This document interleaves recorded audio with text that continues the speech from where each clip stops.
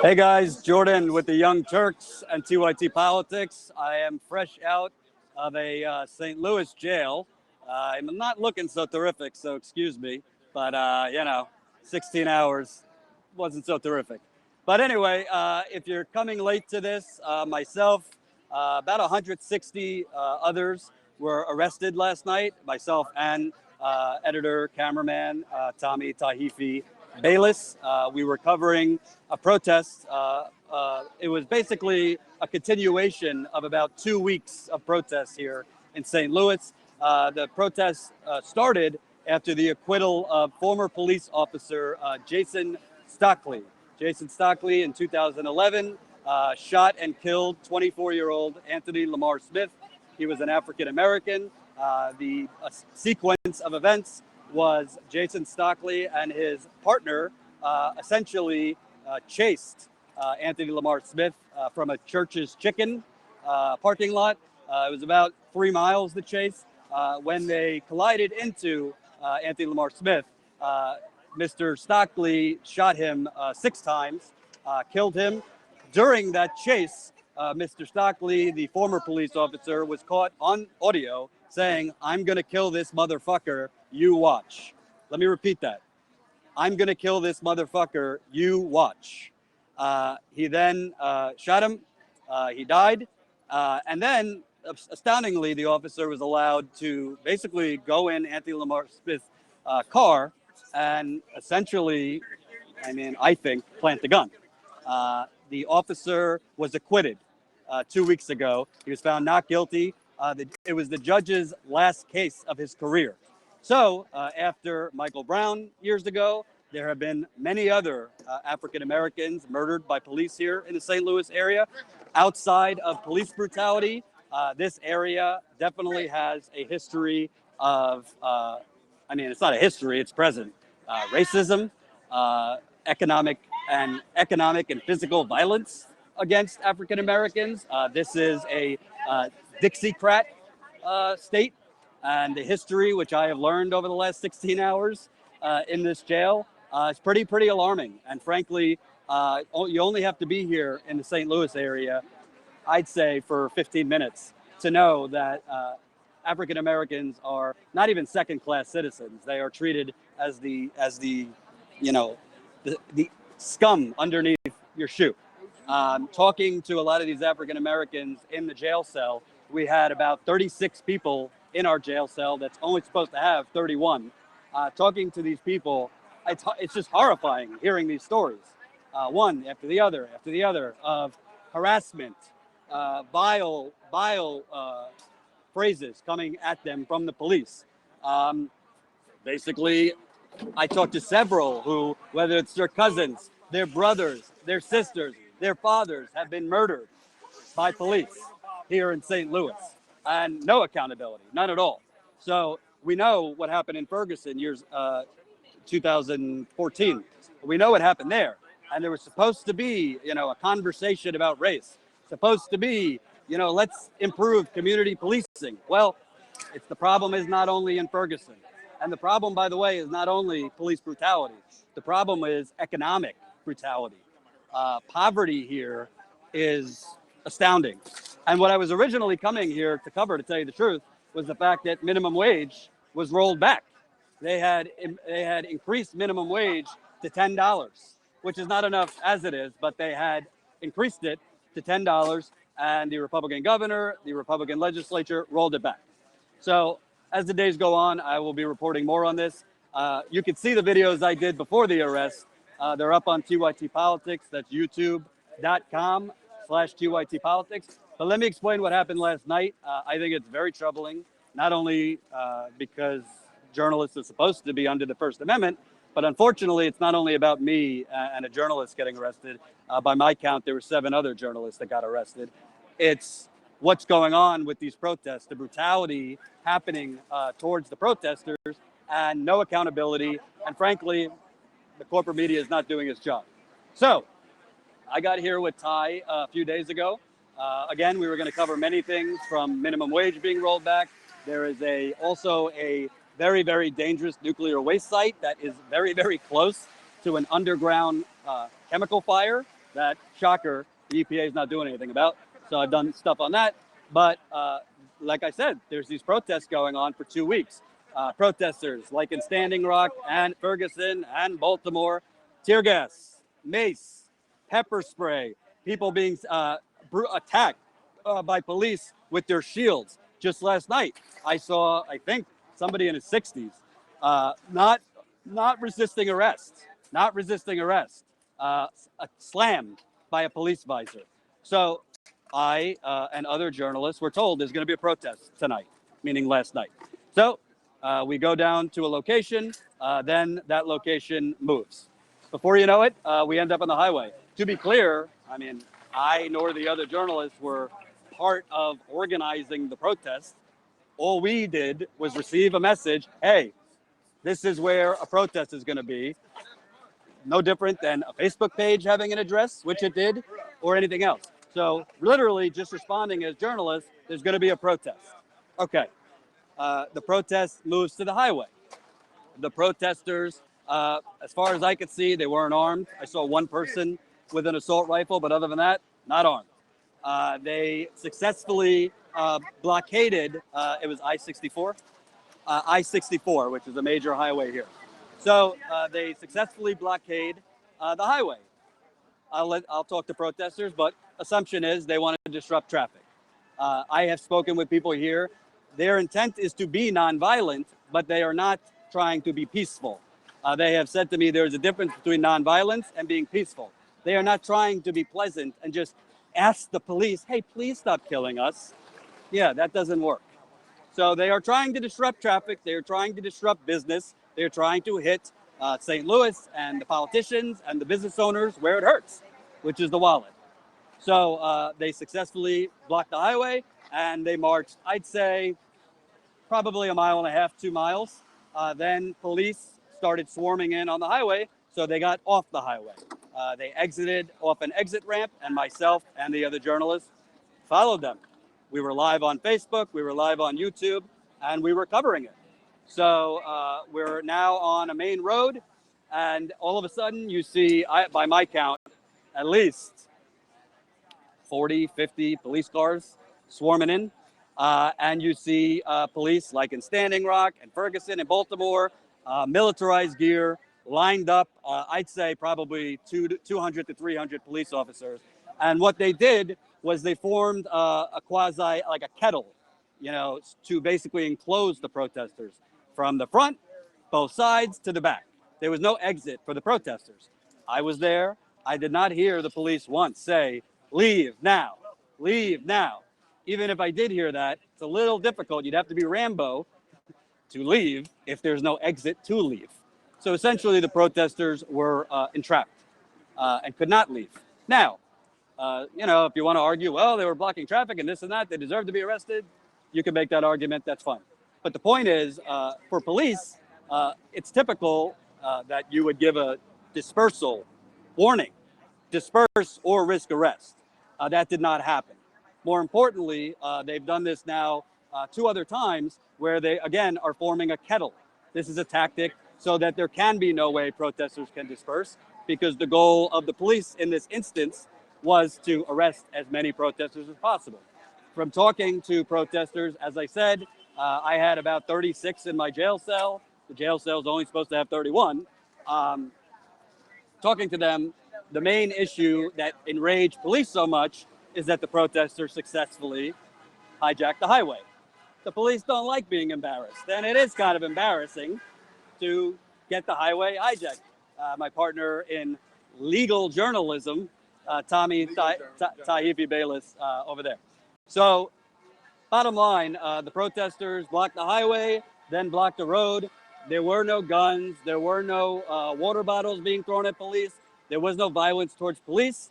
The police did not give any dispersal at all notice. And again, even if they did, there was no way to disperse. And one of the leaders of the protest, State Senator Bruce Franks, was saying, where would you like us to go? Where would you like us to go? I personally, with my own eyes, saw Legal observers were the first to be arrested. If you know anything about protests, legal observers are there and not supposed to be arrested because they are there to observe what the police are doing. So right there, you have an illegal action. The legal observers, off limits, not supposed to touch them. In Standing Rock, in Ferguson, in Baltimore, wherever there have been protests, a truck showing solidarity, you're not supposed to arrest legal observers. Then they started arresting journalists. There were myself, Ty, and about 6 others. Yeah. So about 8. It was 8 altogether. 8 altogether. Myself, Ty, other independent journalists, people who have been live streaming. STL Today, I believe, was there. STL News, and Revolutionary Z. Revolutionary Z is another independent journalist who has been here on the ground for the last few weeks. So Ty and I were saying, well, what are you doing? We're the media. Not because we're arrogant, but like you're supposed to be able to cover protests. Again, we were not involved in organizing the protest. We were not involved in the protest. We were there to cover it because, like legal observers, part of the media's role is to show you what the police are doing. Not only show you what I thought was a very beautiful protest, but to show you what the police are doing. Are they following the law? Are they brutalizing? Are they protecting the citizens? So we were arrested, I'd say, within, I don't know, 10 minutes of the standoff on that main road, not the highway. Ty actually was cuffed pretty hard, contrary to me, who I wasn't cuffed hard at all. If you notice, one difference between us, besides that I'm better. I don't have hair. Besides that I'm better looking, he's black and I'm white. So he was cuffed very hard. I was treated like. I had literally had a huge bruise. He had a huge bruise, he's saying. So basically, we get to the jail. There was 160 people that they corralled here. Protesters, journalists, legal observers, all that. It was very clear from the beginning, they wanted to keep us there as long as humanly possible. Like I said, they were not happy that the protesters were able to get that highway. I think it's embarrassing for the police that you can't even control your highway. And they were pissed off, shall we say. In addition to the dozens of conversations I had with protesters in the jail cell, that would be white, black, straight, gay, trans. I spoke with many people, and there's a lot of horror stories about the St. Louis Police Department that you will be hearing over the next few days. As I walked out, I told the police officer I wouldn't have such a smile because you're not going to like the Young Turks after the next few days. I personally witnessed, I believe, late teens to early 20s young man begging for his medication. Not once, not twice, not 3 times, not 4 times, not 10 times, not 20 times, at least 50 times over the course of 16 hours. I don't want to say what medication, it's his business, but anxiety medication, depression medication. He was on the verge of panic attacks, and frankly, it seemed he could be on the verge of psychosis. There are some mental illnesses that if you miss any dosage, it could be a psychotic break. I've had family in that instance. So the police were literally taunting this young man. I heard a police officer say, well, maybe don't protest next time, in reaction to him asking for medication. We also heard police taunting the protesters, hurling insults at them. Again, well, don't protest next time, giggling at them, really kind of just having a good time. Homophobic slurs we heard. This is, again, from the St. Louis City Police. It's a whole convoluted story. There's the St. Louis City, the St. Louis County. I don't quite get it yet, but this was St. Louis City Police.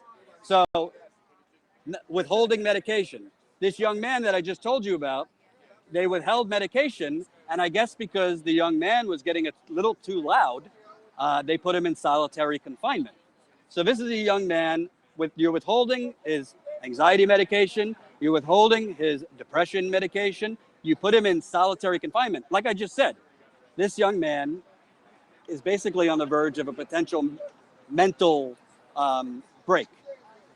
And you put him in solitary confinement. Then, as I walked out of that jail, he was still there, the young man, and I asked him, have they given you your medication yet? No. They did not give him this medication. And I have learned through talking to dozens, this is standard operating procedure for the St. Louis Police Department. They did not, in addition to not giving the young man his medicine, and that was just one young man. There were other people asking for medication that did not get it. By my count, there was at least 5 or 6 that I personally spoke to, didn't get the medication.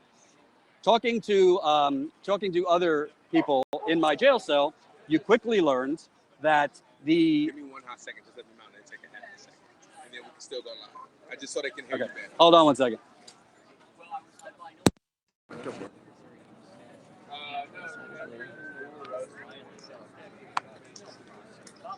I need the headphones still?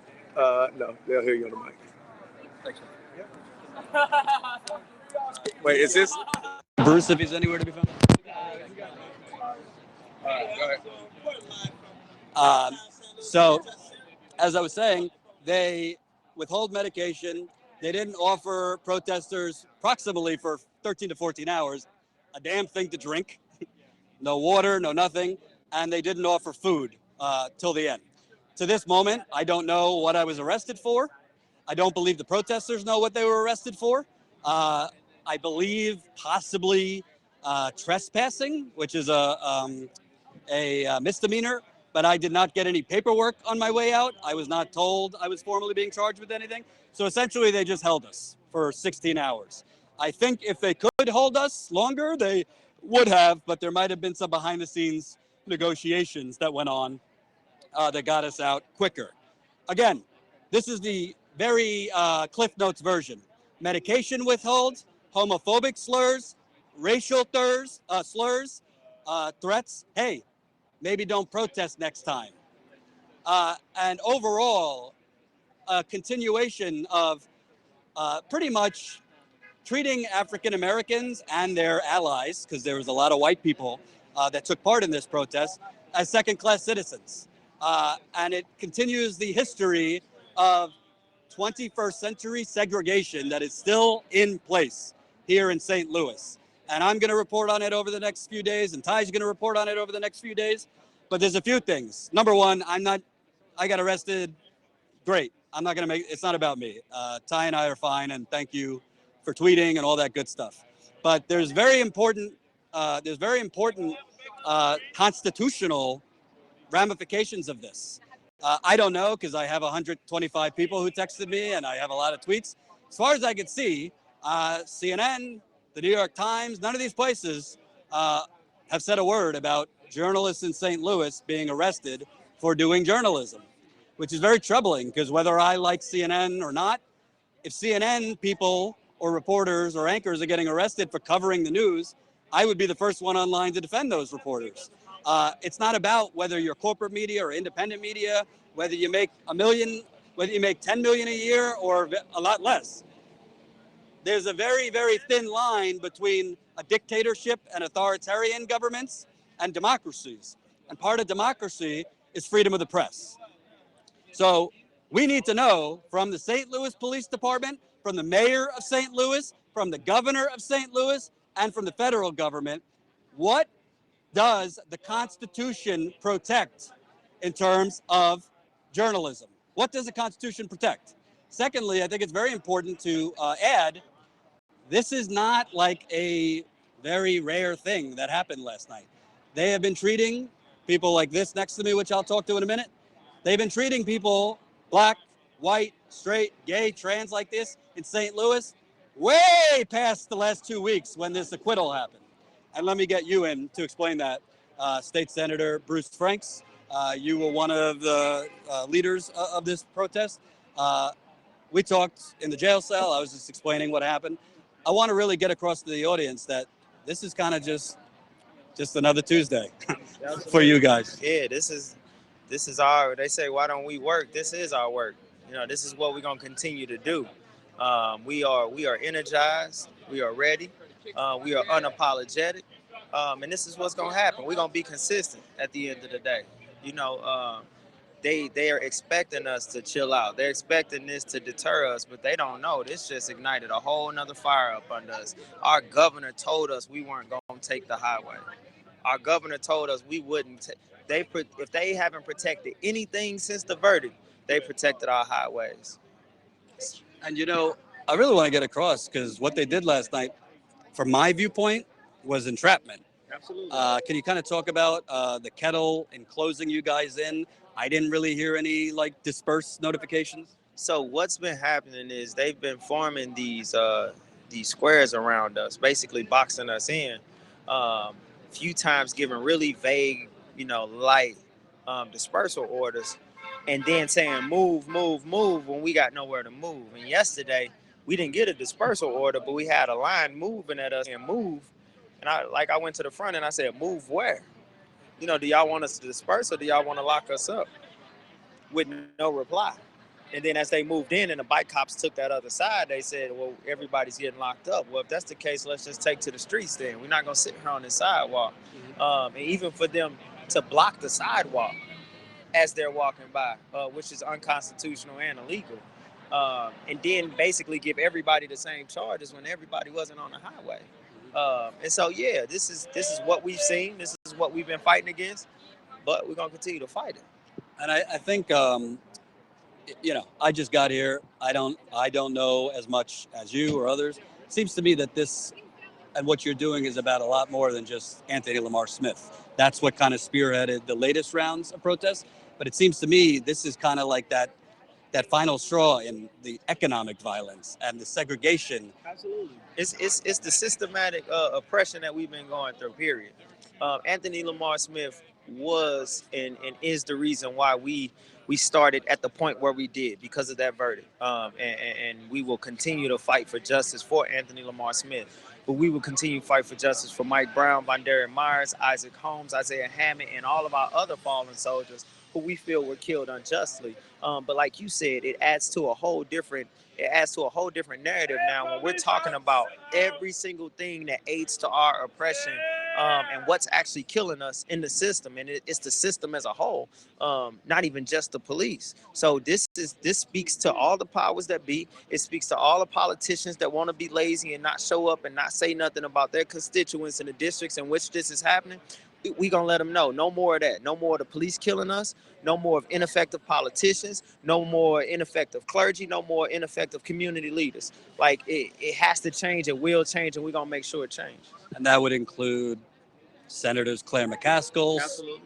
That includes all of them, from the federal all the way down. That includes Lacey Clay. That includes and anybody else. Because it's not about you being a black politician that represents a black neighborhood or a white politician that represents a black neighborhood. Ineffective leadership is ineffective leadership, and we got to start calling it out no matter what the party is, period. Because if we keep getting stuck behind party lines and just accepting folks because they're just Democrats, what are we doing for the people in the economically distressed communities that are disengaged with the process of politics, of that political empowerment, political education? We're just rubber stamping everything when they're not even showing that they're willing to move and fight in the best interest of poor people or black folks. And I explained to the audience, but I'm sure this isn't your first rodeo. Can you kind of talk about just the, I think, illegal activities going on in these jails, withholding medications, harassment, putting people in solitary confinement for no reason? Just last night, these things happened. Yeah, so I think that speaks to a bigger issue with our prisons in general.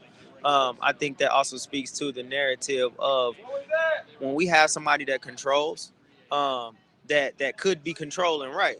But we have rogue employees, we have rogue workers. We have to find out how we can hold them accountable. We got to make sure that our directors and so on and so forth hold them accountable. One thing I can say is that our director here, Director Glass, really sat down with us as soon as I got out and asked me about what was going on, and I explained to him in depth about some of the things that were going on. And this ain't the first time I had to come to him about some stuff that he actually turned around and fixed. But you're right, it goes on. We just got to make sure that we have directors like him to be able to hold these things accountable when they're brought to him. And Jordan, I don't mean to interrupt, but the show just texted and said, "Are you ready to go on this one?" Real quick, Reverend Darrell Gray, he's a great, amazing leader here in the community. He was arrested for no reason and beaten about a couple days ago. He said to me, this is the new Selma. Do you agree with that? I agree. I agree that this is another part of history. And whether folks like to look at it or not, I'm pretty sure when they were marching in Selma and organizing in Selma, and when they were organizing the Montgomery boycott, and when Martin Luther King gave his last speech about I've seen the mountaintop, I'm pretty sure they wasn't looking at it like, well, this is history. Right? They were doing what they felt was right, what they knew was right. And that's the exact same things we doing. And people gonna be able to go back and look at how St. Louis fought against these injustices, how St. Louis stood up to these injustices, from Mike Brown to Anthony Lamar Smith and everybody in between and after. Thanks, man. Appreciate it. All right, I got to go. I'll be on the Young Turks now. Bye-bye.